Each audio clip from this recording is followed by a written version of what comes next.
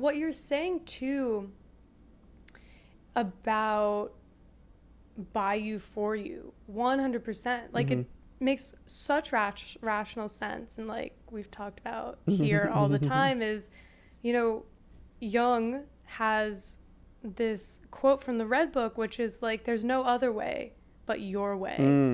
I like that. There's no other path but your path. Everything else tempts and deceives you. And I think that there's so much truth in that. And like what you're saying is the lived experience of that, I think, because, you know, it's so, as you're saying, like when you have those paths and everything is being fed at you, and like we step back and we look at the ways in which, like, how does a development of a child work? Completely. And is that best serving us and society, right? At a higher level. Right.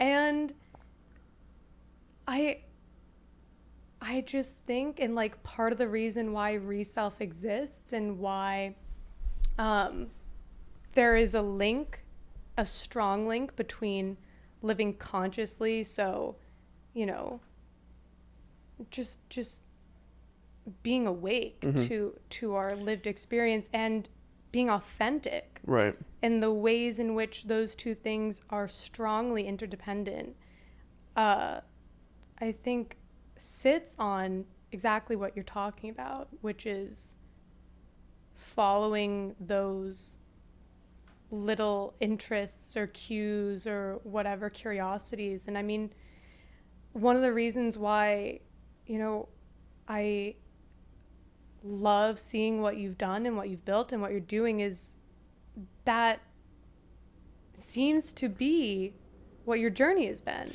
Yeah. I mean, yeah. And like, I'm not trying to crystallize like, oh, I just followed my passions to Valhalla, but like, I think it's so true and it's cool, but I don't think it, like we were saying before, also before we were on camera, like it's not everyone's fault, you know, like you just live, and it's pretty easy to like sit here and like dissect like, you know, child development or like what's the best like ways to like raise a kid or like develop interests, but the name of the game is just to like be open to other experiences. And like, again, that sounds woo woo and cliche, but like it's, you need to leave space to like experience other things. And it's like a testament to, I think, also parents to like give that space to children. And, you know, everyone is like, I'm pretty sure like would say that, oh yeah, like try new things. Like that's like a very rudimentary theory, like try new things. Like that's the only way you're going to understand what you do and do not like. Right. But like to the point where you're sort of nurturing, you know, whatever, and like, and making that a really good space. I mean, I'm not a parent, but that's something that I think is important. And like, it's a testament to my mom. She literally gave me everything, you know, let me spray paint in the garage, let me go to 4 different universities, always let me, you know, maintain YouTube and do, so she really did let me sort of, maybe to the nth degree, you know, freedom to experience and fail and figure things out from a young age, also even into my adult life, which is crazy. And I think it's harder to have those, again, we're talking very like broadly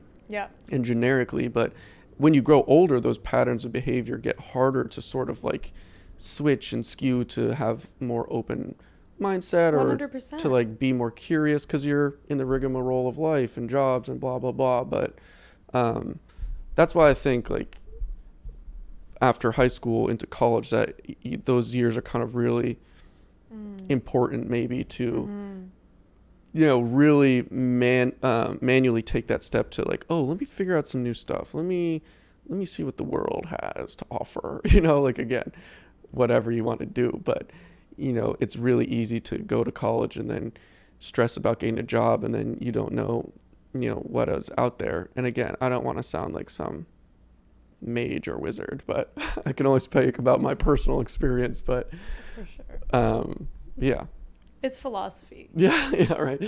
Standing on my hill in the armchair. Yeah. I could keep going on this.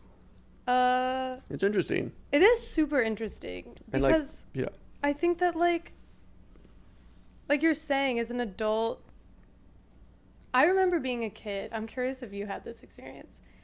I was so excited to grow up. Like, I couldn't grow up quick enough. Nice. You like wanted to be an adult. Yeah, because I was like, not the adults that I saw around our town, but like, I just had this idea, however real or unreal it was, that when I grow up, that's my freedom. Mm-hmm.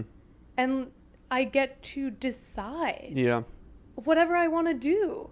And there was so much beauty in that. I mean, I think that somewhere along the way, it becomes really easy. I mean, we get worn into our habits and such, and the sort of messaging of getting realistic and practical and all these things that I think takes the fun out of being an adult. And actually, I think it is. We were talking about Gary Vee earlier. And I think it was a clip. I don't listen to much of his stuff, but I happened upon a clip of his where he was like, fail in your 20s. Yeah. It doesn't matter. Totally. And I totally feel that. Yeah.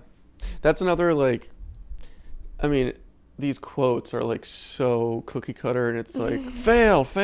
You don't like, and it seems, again, so cliche, all these like self-help kind of like mantras, but it bears so much kind of like rational truth, like almost in like a calculated like formula. Like, if you want to do something, I don't know, we're talking so broadly, but like a business or like a passion, or like you want to learn a language, like you need to do it a lot. You need to do it wrong to do it right, you know, like, so, but yeah. So I think those quotes are important, but it's whatever gets you to do it, you know, at the end of the day, whatever, you know, mantra or screaming social media Gary Vee person it is. But I mean, if you internalize that idea, it's like again, another rational sort of theory, not even to success, but to something else, you know, the doors will open.